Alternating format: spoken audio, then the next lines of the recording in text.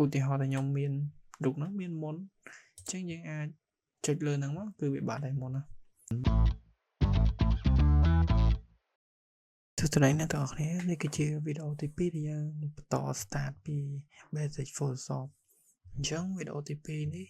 ខ្ញុំនឹងបន្តពីការបង្ហាញ tool មួយបន្ថែមទៀតនៅក្នុង Photoshop នៅក្នុងវីដេអូហ្នឹងដែរហើយវីដេអូនេះខ្ញុំនឹងបង្ហាញពី tool បន្ថែមអញ្ចឹងនៅក្នុង tool បន្ថែមយើងត្រូវមានរូបភាពមកបន្ថែមជាមួយអញ្ចឹងខ្ញុំបើករូបភាពមួយខ្ញុំមានរូបភាពម្ដងនេះមួយខ្ញុំទាញបញ្ចូលម្ដងទៅខ្ញុំអត់ប្រើ open ទេអញ្ចឹងនៅពេលដែលខ្ញុំទាញចូលមកវាបានជារូបភាពមួយហើយវាក៏បង្កើតជា layer មួយដែរ layer នេះមានឈ្មោះអញ្ចឹងខ្ញុំចុច text មកវាមានសញ្ញាជ្រុងចេះនេះវាមានទូចមួយនេះអានេះវាមិនមែនជា layer រូបភាពទេវាជា smart object អញ្ចឹងនៅពេលដែលយើងចង់ move វាយើង move បានធម្មតាទេប៉ុន្តែករណីយើងចង់ select ចង់ crop ដូចវីដេអូទី1គឺយើង move វាអត់បានទេដោយសារតែវាជា smart object អញ្ចឹងដើម្បីវាខ្ល้ายជា image ដែលយើងអាច edit បានយើងអាចចុចឲ្យស្ដាំលើ layer ហ្នឹងទៅយើងអាចmerge ទៅជារូបភាពមកអានេះវាគឺជារូបភាពហើយអញ្ចឹងនៅពេលដែលខ្ញុំ merge ហើយខ្ញុំចង់ back មកវិញខ្ញុំចុច control សិនករណីដែលយើងចង់ទៅមុខវិញទៅនៅកន្លែងដែលយើង merge ហើយវិញយើងអាចចុច control shift Z ទៅវា merge វិញហើយអញ្ចឹងខ្ញុំចង់ឲ្យវាមាន background មួយយើងអាចចុចបូកកន្លែងនេះនៅកន្លែងនេះខ្ញុំនឹងបញ្យល់បន្ថែមដោយសារតែកន្លែងនេះវាមាន function ច្រើនអញ្ចឹង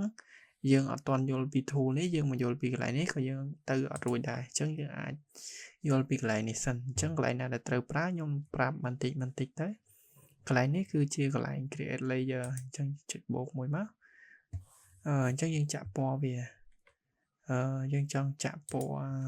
សចូលយើងចុចនៅខាងគៀននេះមកនេះកន្លែងនេះយើងចុចលើពណ៌ខៀវនេះមកយើងអស់វាពណ៌សយើងចុច OK យើងចុច Alt Backspace វាលោតពណ៌សហើយប៉ុន្តែយើងចង់ឲ្យវានៅខាងក្រោមរូបមនុស្សនេះ layer នេះអញ្ចឹងយើងចុចលើ layer ទី1យើងអាចអូសមកអញ្ចឹងមកវានៅខាងក្រោមហើយគឺមួយទៀតយើងចង់អត់អូសទេដោយសារពេលក្រោយវាមាន layer 10 20យើងអូសមកវាវែងឆ្ងាយ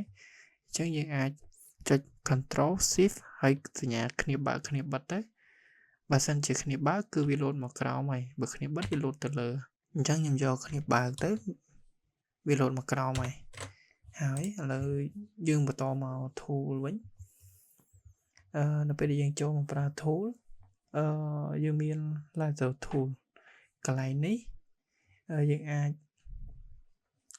បង្កើតជា selection នៅកន្លែងនេះបានដូចអានេះដែរប៉ុន្តែវាខុសគ្នាត្រង់ថាអានេះយើងអាចគូរបាន selection brush វាយើងចុចselection brush មកយើងអាចប្រើទៅចេញជា select បានហើយអានេះក៏ជា select ដូចគ្នាប៉ុន្តែវាមានមុខងារផ្សេងអញ្ចឹងខ្ញុំប្រើ selection brush បង្ហាញមុនអញ្ចឹងនៅពេលដែលយើងបើកមកវាអត់ឲ្យយើងប្រើទេដោយសារតែវាអត់ទាន់ចាប់ object ថាយើងចង់ប្រើ select ហ្នឹងនៅលើអីអញ្ចឹងយើងប្រើប្រាស់ហ្នឹងនៅលើរូបភាពនេះអញ្ចឹងនៅពេលដែលយើងចុចអាចប្រើវាបានហើយយើងអាចគូវាអាចបង្កើតជា selection ហ្នឹងបានហើយយើងអាចមកមើលពី option វា option ប្រាស់នេះវាមានកន្លែង add ហើយនិងកន្លែងដកអញ្ចឹងកន្លែង add មានន័យថាយើង add select យើង add ប្រាស់ហ្នឹងអញ្ចឹងនេះវាចេញក្រហមកន្លែងនេះវាខុសប្លែកពី Photoshop 2025ឬមួយក៏24 ពេលយើងចុចទៅវាចេញ select ហ្មងតែបើនេះអត់ទេចុចទៅវាចេញជាពណ៌ជា color អញ្ចឹងសិនអញ្ចឹងខ្ញុំសូមបង្ហាញម្ដងទៀតយើងចង់បង្កើត select នៅកន្លែងនេះយើងចង់លុបយើងចង់អីយើងអាចបង្កើត select បានវាកើតអញ្ចឹងហើយយើងគូចេញជាអញ្ចឹងហើយវាអត់តន់ចេញជា select ទេតើយើងដូរមកប្រើឆោលើ tool select នេះបានវាលោតទៅជា selection ឲ្យអញ្ចឹងនៅពេលដែលវាចេញជា selection អញ្ចឹងយើងចង់ move អាកន្លែងហ្នឹងទៅកន្លែងផ្សេង យើងអាចចូលមក tool move នេះយើងចុចមក tool move វាចេញជាកន្លែងអញ្ចឹងយើងអាច move បានហើយអញ្ចឹងខ្ញុំត្រឡប់មកវិញselection brush នេះវាមានមុខងារខុសពីselect នៅខាងលើ select នៅខាងលើយើងអាចបានតែជ្រុងឬមួយក៏មូលទេវាអាចបានដូចកន្លែងនេះដែលយើងអាច custom យើងចង់គូ select ឬមួយក៏យើងគូ select តាមចិត្តយើងអញ្ចឹងណាគូហើយយើងចុចមកនេះមកវាចេញជា select ហើយយើងអាច move អាចអីតាមចិត្តអញ្ចឹងណាអញ្ចឹងខ្ញុំ back មកវិញមួយទៀតករណីដែលយើងគូមកវាលើសយើងចង់ដកវាវិញ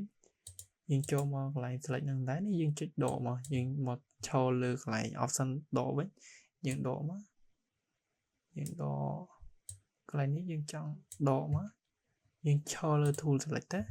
វាដកហើយអញ្ចឹងវាខុសគ្នាកន្លែងហ្នឹងបើកន្លែងនេះគឺតាគូយើងគូហើយយើងគូហើយយើងចង់គូមូលហើយប៉ុន្តែយើងអាច apply ដកបានមានយើងមកឈរលើនេះមកវាចេញជាពណ៌ហ្នឹងហើយពណ៌ក្រហមឬមួយក៏ពណ៌ផ្កាឈូកយើងអាចមើលឃើញទៅយើងឈរលើ tool ដកទៅយើងដកឡើងផ្នែកនេះចេញមកអញ្ចឹងពេលដែលយើងចង់ move វាចេញនេះហ៎យើងនៅសល់ផ្នែកឬមួយក៏យើងអាចអាហ្នឹងជា style design របស់យើងបន្ថែមទៀតនៅពេលដែលយើងយល់ពី select ហ្នឹងហើយយើងបន្តមក lasso tool ហ្នឹងគឺប្រភេទគូប៉ុន្តែឥឡូវខ្ញុំដើម្បីយើងឧទាហរណ៍នេះបានខ្ញុំនឹងផ្ដាច់ select នេះមួយអញ្ចឹងផ្ដាច់ select ហ្នឹងដើម្បីយើងធ្វើវាលែងមាន select ហ្នឹងយើងអាចចុច control D ទៅវាបាត់ហើយបន្ទាប់ពី selection brush នេះយើងចូលមក lasso tool នេះវាអត់ចេញមូលទេនេះដូច brush ទេបើ brush យើងចង់គូទូចធំអីយើងកែលើនេះបានទាំងអស់អញ្ចឹងណាតែបើនេះគឺយើងគូដោយដៃគូដោយរង្វង់ដោយយើងចង់ custom បានអីបានយើងគូទៅវាបានហើយចេញមកវាចេញជា select ចឹងហើយអញ្ចឹងនៅពេលយើងគូចឹងហើយយើងចង់ move យើងចូលមក tool move មកយើងទាញមកបានតាមចិត្តហើយករណីមួយទៀតដែលយើង back ទៅមេរៀនទី1វីដេអូទី1វិញឧទាហរណ៍ថាយើងចង់យកអានឹងជា layer មួយយើងចុច control J មកនេះយើងមើល layer នេះនេះវាចេញជានៅក្នុង select ហ្នឹងវាចេញជារូបភាពដែលយើងគូមិញហើយអញ្ចឹងឧទាហរណ៍យើងចង់មើលតែមិញយើងបិទភ្នែកនេះមកយើងបិទភ្នែក layer ទីដំបូងដែលយើង copy មក original ដំបូងបិទភ្នែកមកនេះគឺជា selection ដែលយើងគូមិញអាហ្នឹងយើងប្រើ lasso tool នេះយើងមកស្ដាំមកបើសិនជាយើងចង់ដូរមុខងារនៅក្នុង tool មួយក្នុង tool មួយវាមាន tool បន្តនៅក្នុងមានមុខងារមាន function បន្តរបស់វា3 4តាមនឹង node ដូចក្រោបបន្ទាប់ពី lasso tool ហើយនៅពេលដែលយើងគូអញ្ចឹងហើយយើងអាចចង់បង្កើតជា selection វិញយើងចុច control ហើយយើងចុចលើ layer ហ្នឹងមកនេះ select ដែលយើងគូមិញអញ្ចឹងយើង control D ដើម្បីដោះ select control D ទៅវាដាច់ហើយអញ្ចឹងនេះគឺជាlayer ដែលយើងបង្កើតចេញពី lasso tool អញ្ចឹងខ្ញុំបិទភ្នែកវាទៅខ្ញុំបើកមកបញ្ជីចាស់ខ្ញុំវិញដែលយើងត្រូវឧទាហរណ៍បន្ទាប់ជាមួយនឹង polygon នេះវាមានមុខងារគូអញ្ចឹងដូចគ្នាប៉ុន្តែវាយើងអាចបត់បែនដូច lasso tool ទេយើងទីគូបែបត្រង់នេះយើងគូហើយយើងចុចម៉ៅមកคลิกមកវាបត់បែនតាមកន្លែងដែលយើងកំណត់ម៉ៅជា point នៅកន្លែងហ្នឹងអញ្ចឹងខ្ញុំគូប៉ុណ្ណេះចំណុចដែលវាត្រូវស៊ីគ្នានេះយើងមិនបាច់ចាំដាក់ឲ្យត្រូវក៏បានដែរយើងគូមកប៉ុណ្ណេះឬមួយក៏ប៉ុណ្ណេះយើងចុច control D ក៏បានឬមួយក៏យើងខ្ជិលថាឲ្យវាត្រូវមកយើងដាក់ម៉ៅលើហ្នឹងមកវាចេញវងមូលមួយអញ្ចឹងយើងចុចមកប៉ុណ្ណឹងទៅវាចេញជា select ហើយអញ្ចឹងនៅពេលដែលវាចេញជា select ហើយយើងអាច move ឬមួយក៏ copy layer ហ្នឹងបានដូចគ្នាអញ្ចឹងខ្ញុំអាច move ទៅបើយើង move វានៅលើ layer ហ្នឹងតែមួយឯងវាអត់បង្កើតជា layer ទេអញ្ចឹងខ្ញុំមកត្រទឹកបន្តិចខ្ញុំបង្កើតជា layer មួយខ្ញុំចុច control J នេះវាបានជា layer មួយទៀតដែលយើងបង្កើតចេញពី polygon លក្ខណៈវាគឺជ្រុងអញ្ចឹងនៅកន្លែងនេះឥឡូវខ្ញុំបន្តមក tool បន្តទៀតអញ្ចឹងខ្ញុំបើកនៅវិធីខ្ញុំចាស់ខ្ញុំ បន្ទាប់ពី polygon នេះហើយយើងមានមួយទៀតយើងមានប្រភេទ lasso tool ដែរប៉ុន្តែវាជា magnetic ហ្នឹងគឺវាឆក់ហើយអញ្ចឹងខ្ញុំឧទាហរណ៍ឲ្យមើលមានន័យថាយើងចង់គូ copy តែមុខមនុស្សទេអញ្ចឹងបើយើងគូដៃឬមួយក៏គូ lasso tool អីវាអាចនឹងអត់ស៊ីគ្នានៅតាមទម្រង់មុខនេះ polygon នេះគឺយើងអាចធ្វើបានអញ្ចឹងយើងវានឹងឆក់នៅតាម object ហ្នឹងឯងអញ្ចឹងខ្ញុំឧទាហរណ៍ពីដំបូងទៅយើងអាច zoom វាធំតិចមកសួរយើងមើល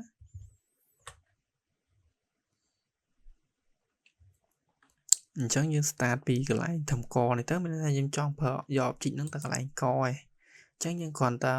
hold មកនៅលើហ្នឹងទៅវាចាប់ឲ្យជាទម្រង់មុខទម្រង់ object ហ្នឹងហើយនេះយើងកោមកតែគាត់ថាវាអត់ដាច់អស់ហើយយើងមាន tool បន្ទាប់មកទៀតសម្រាប់ដែរយើងកាត់ background អញ្ចឹងខ្ញុំគូបែបលឿនទៅអានេះវាឆក់ឲ្យបើសិនជាយើងប្រើ lasso tool វាអត់ឆក់ឲ្យអញ្ចឹងឯងអញ្ចឹងយើងអូសមកយើងអូសតាមទម្រង់មុខហ្នឹងមកអានេះវាបែងចែកគ្នាដាច់អញ្ចឹងប៉ុណ្ណឹងហើយវាចេញជា select មួយយើងចុចខចុចម៉ៅទៅវាចេញជា select មួយអញ្ចឹងបើសិនជាយើងចង់ move មុខនឹងចេញវាចេញហើយតែវានៅ layer ដែរតែបើយើងចង់ឲ្យមុខនឹងនៅក្នុង layer ផ្សេងយើងចុច control អក្សរ J ដែរនេះ layer ផ្សេងអញ្ចឹងយើងបិទ original នេះទៅហើយខ្ញុំតែងតែហៅ layer នេះថា original អញ្ចឹងយើងអាចedit ឈ្មោះវាមួយមកគ្រាន់តែដាក់បើ click លើពាក្យ layer ហ្នឹងទៅវាឲ្យយើងទៅសេអក្សរហើយអញ្ចឹងខ្ញុំដាក់ទៅនេះកុំឲ្យច្រឡំយើងសេ original អញ្ចឹងទៅថាហ្នឹងជា layer original សម្រាប់យើង edit បង្ហាញបន្តមកទៀតខ្ញុំមាន layer ច្រើនខ្ញុំមានដល់ទៅ5 layer អញ្ចឹងករណីដែរខ្ញុំចង់ move ឬមួយក៏ចង់ធ្វើនៅលើ layer នេះប៉ុន្តែយើងឈរនៅលើ layer នេះវាទៅតែ layer ទីលើគេនឹងទេទី4នឹងទេអញ្ចឹងអាហ្នឹងអាចថាយើងភ្លេចមើលអញ្ចឹងបីឲ្យយើងចំណាំបានយើងអាចមកមើលវា highlight នៅលើនេះឬមួយក៏យើងអូសវាទៅលើទៅយើងអូសមិនក៏អត់ប៉ះខាងក្រោមដែរលើកឡើងនេះខ្ញុំនឹង delete ចោលយើងអាចចុច select លើវាហើយយើង delete ក៏បានឬមួយក៏អូសវាឲ្យចូលមកធុងសម្រាប់នេះក៏បានដែរនេះធុងសម្រាប់ទៅហើយចូលពី select tool ហ្នឹងហើយយើងមាន select ទៀត select នេះគឺយើង select object អញ្ចឹង object selection នេះយើងអាចចុចលើវាមកយើងគ្រាន់តែ click វាអាចនឹងសូជា object ឲ្យយើងអញ្ចឹងឧទាហរណ៍ថាយើងចង់ select លើ object មុខនេះ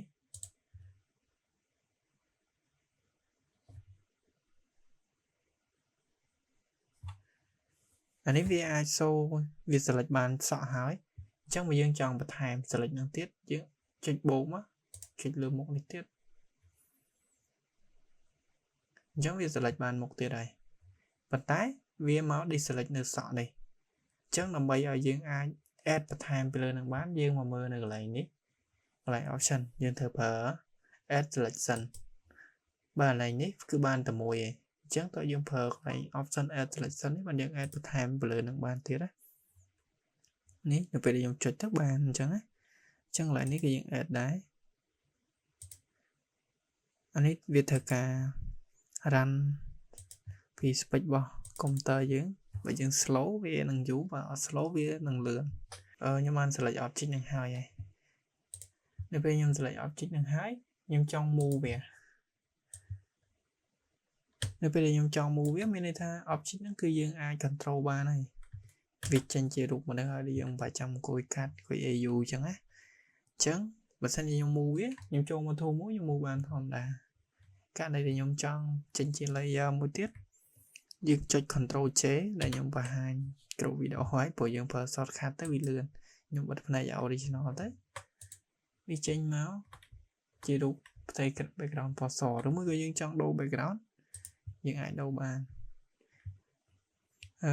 យើងចុចលើអាហ្នឹងមកឬមួយក៏យើងចូលមកកន្លែងនេះដូរពណ៌ខៀវយើងចុច shift delete ចុច control delete ទៅក៏វាមកដែរករណីមួយទៀតដែលយើងអាចដូរ background លឿនដោយប្រើ shortcut ក៏បានដែរយើងចុចលើកន្លែងនេះមកនេះយើងចុចកន្លែង create new field នេះមកចុចមកស្ដាំក៏បានចុច mà cái chuyện của bạn nàyយើងចុចបើមកយើងចុចយើងយកពាក្យថា solid color យើងយកពាក្យ solid color វាបង្កើតជា background មួយឯងចឹង background មួយហ្នឹងយើងអាចដូរពណ៌ដោយបានយើងគ្រាន់ចុចលើពណ៌ហ្នឹង2ដងទៅឧទាហរណ៍ខ្ញុំចង់បានពណ៌អីគេពណ៌ផ្កាឈូកចឹងណាផ្កាឈូក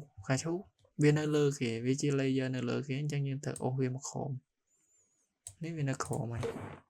នេះគឺជា original របស់រូបមិញហ្នឹងយើងបន្តមក selection tool នឹងបន្ថែមទៀតមិញខ្ញុំបន្ទាប់យើងចប់ពី object selection ហើយ object selection គឺយើងគ្រាន់ចុចលើហ្នឹងទៅវាចេញជា object ហើយមួយទៀត quick selection ចុចលើ quick selection ហ្នឹងមក quick selection អត់ខុសពី object ហ្មងទេយើងចុចមកវាយើងគ្រាន់អុសមកវាលើហ្នឹងទៅវា select ឲ្យជា object ជា select នៅលើ object ហ្នឹងហើយអាហ្នឹងវាដូចគ្នាដែរករណីមួយទៀតបើសិនជាយើងចង់ឲ្យវាធំនេះវាមានទំហំទូចយើងអាចមកបន្ថែមយើងអាចមកកែឡើងនេះក៏បានដែរយើងអូវាមកសាយយើងដាក់80មក80ធំអញ្ចឹងយើងហត់ទទួលគូប៉ុន្តែជាទូទៅយើងប្រើតាមជាក់ស្ដែងទៅលើរូបអានេះខ្ញុំគ្រាន់តែប្រាប់ពីរបៀបដែលយើងទៅឡើងធំទូចទេប៉ុន្តែយើងអាចជាក់ស្ដែងនៅពេលដែលយើងមើលទៅ object ជាមួយกับរូបភាពរបស់យើងណាមួយទៀតយើងមិនចាំទៅឡើងនឹងក៏បានដែរយើងចុចគ្នាបើកគ្នាបិទមកគឺប្រិចរួមដូចគ្នានេះគ្នាបើកគ្នាបិទអញ្ចឹងខ្ញុំបន្ថែមនៅលើ select នៅលើ quick selection នឹងបន្តិចទៀតនេះយើងឆន់លើ quick selection ហ្នឹងកាលដែលយើងគូមកវា select មកអត់អស់វានៅថែមនៅទៀតអញ្ចឹងយើងឈរលើកន្លែងបូកនេះព្រោះមិញយើងឈរលើនេះឯងយើងដូរមកកន្លែងសញ្ញាបូកនេះមកយើងចុចប៉ុណ្ណេះមកនេះវាចាប់ឲ្យហើយករណីដែលយើងចង់ដកកញ្ចក់យើងអត់យកកញ្ចក់ហ្នឹងទេឬមួយក៏យើងអត់យកអាល់កុហុលទេយើងយកត្រឹមកឯងអញ្ចឹងយើងចូលមកដកនេះមកយើងគូនៅលើអាល់កុហុលហ្នឹងទៅគូប៉ុណ្ណេះមកនេះអានេះយើងដកទៀតកន្លែងណាដែលមាន select នៅលើអាល់កុហុលយើងដកមកប៉ុណ្ណឹងមកគឺវាជាប់តែកន្លែងមិននៅទេតែអានេះវានៅជាប់ទូចហ្នឹងយើងគូតាមហ្នឹងឲ្យយើងឈរនៅលើ option ដកនេះអានេះក៏ដូចគ្នានេះប៉ុណ្ណេះវាបានវាយើង select បានត្រឹមកហើយអានេះយើងលឿនដូចគ្នាបើយើងផ្ទឹមជាមួយនឹង tool នៅខាងលើ4នេះអញ្ចឹងខ្ញុំចូលមកកន្លែង quick selection វិញមកខ្ញុំ copy ជា object មួយខ្ញុំចុច control J នេះវាបានទៅត្រឹមកឯងអញ្ចឹងបន្ទាប់ពី quick selection ហើយយើងចូលមក magic វាមានលក្ខណៈស្រួលជាងគេបន្ថែមពីលើនឹងទៀតយើងចុចលើរូប original វិញមកយើងគ្រាន់ចុច click នៅលើរូបភាពហ្នឹងទៅវាចាប់ហើយអញ្ចឹងវាជា magic ហើយអញ្ចឹងករណីដែលវាចាប់អត់អស់យើងចង់ឲ្យវាមានsize នៃការ select magic វាកាន់តែធំយើងអាចមកប្រិចនៅលើនេះបានអញ្ចឹងខ្ញុំដាក់ថែមបន្តិចទៀតខ្ញុំដាក់50ចឹងខ្ញុំចុចសារថ្មីវាធំជាងនឹងទៀតអញ្ចឹងនៅពេលដែលវាចាប់ត្រូវហើយយើងចង់បន្ថែម select អញ្ចឹងយើងចូលមកបូកអានេះវិញអញ្ចឹងខ្ញុំបន្ថែមខ្ញុំចុចលើមនុស្សទៀតវានៅតែមានស្នាមចេះអញ្ចឹងយើង control Z មួយសិនមកយើងថែមអានេះឲ្យដល់100ហ្មងទៅ100ចុចម្ដងទៀតវាកាន់តែធំអញ្ចឹងយើងអាចចុចបន្ថែមតាមនេះទៅហើយ tool ទាំងអស់ហ្នឹងវាអាច apply បញ្ចូលគ្នាឧទាហរណ៍ថាអានេះវាមាន select ទូចនៅក្នុងហ្នឹងនៅពេលដែលយើង copy ទៅវាអត់ចេញពេញរូបរាងទេវាដាច់អា select នៅខាងក្នុងហ្នឹងអញ្ចឹងយើងអាចចូលមកកន្លែង brush selection នេះអញ្ចឹងយើងគូបន្ថែមមកដោយសារ brush យើងធំអញ្ចឹងយើងគូទៅវាពេញហើយអញ្ចឹងយើងបន្ថយវាមកត្រឹមតែ100បានណាចឹងចូលមក tool move ចូលមក tool selection បន្ទាប់ពីចប់ពី quick selection យើងចូលមក magic selection ហ្នឹងគឺវាមានភាពងាយស្រួលជាង tool ខាងលើបន្ថែមទៀតដោយសារយើងគ្រាន់តែចុចទៅវា select បានហើយអានេះវា select តែ alcohol មកហើយបើយើងចុចលើមុខវា select លើមុខឲ្យហើយអ chẳng nhung do tại gò home bình của này về nhưng vì mình là vì mình chỉ một này chẳng nhưng do tại gò home thế cho mà thu ngủ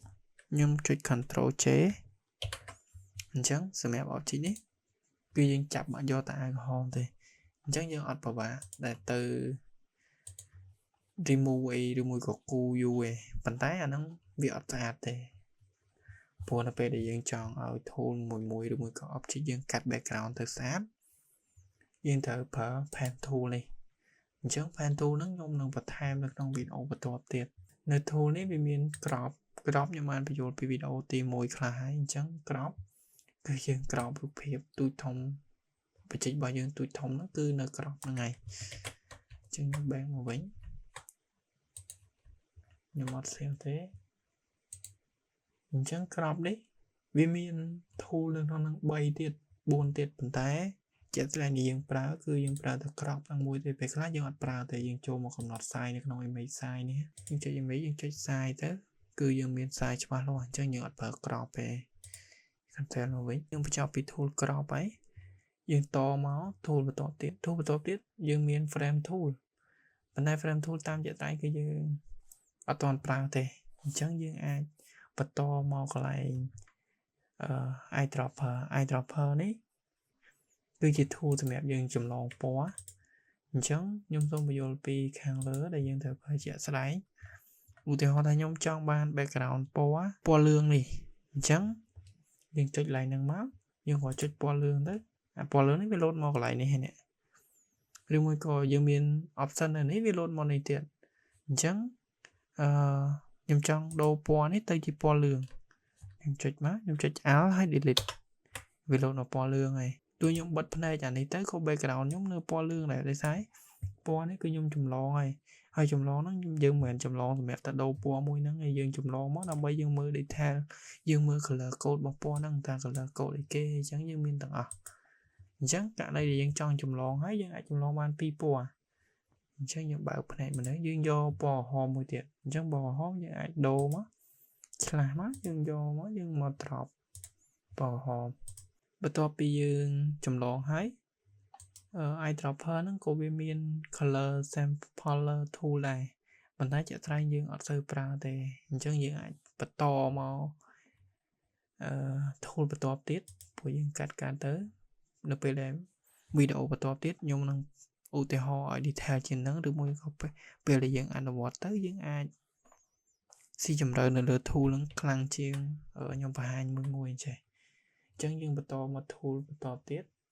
cái này ní cứ sport handling tool nó là vị trí một cái tầm khăn đấy để những pra trả đấy chẳng như miền rụng đi mùi chẳng sport handling tool nó cứ phải chờ lục một mò đây nó cứ được lại là ngày chẳng như ai và hai bị sport handling tool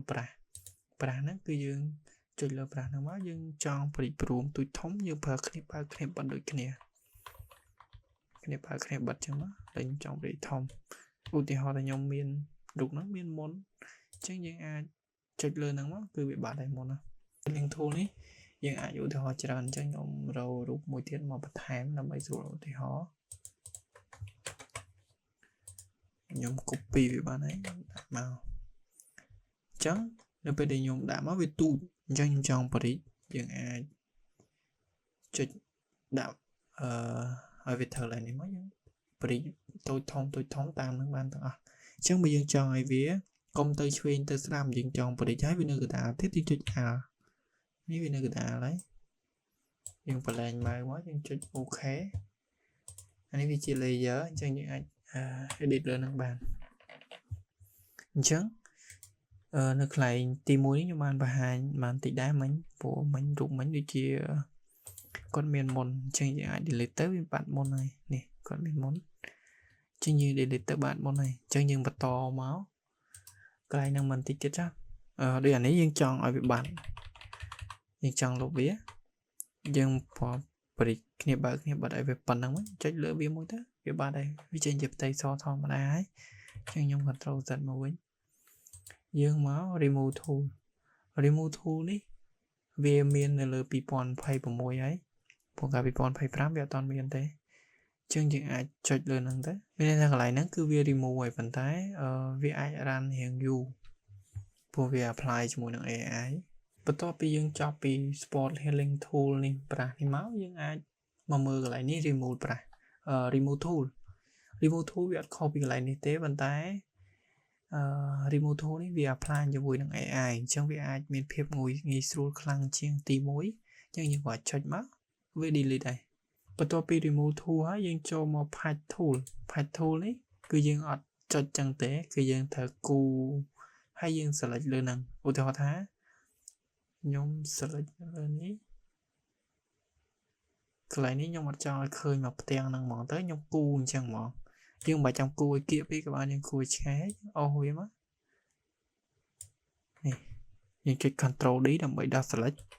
គឺវាបាត់ហើយអញ្ចឹងមកផ្ទាំងលើនេះក៏ដូចគ្នាខ្ញុំគូអញ្ចឹងមក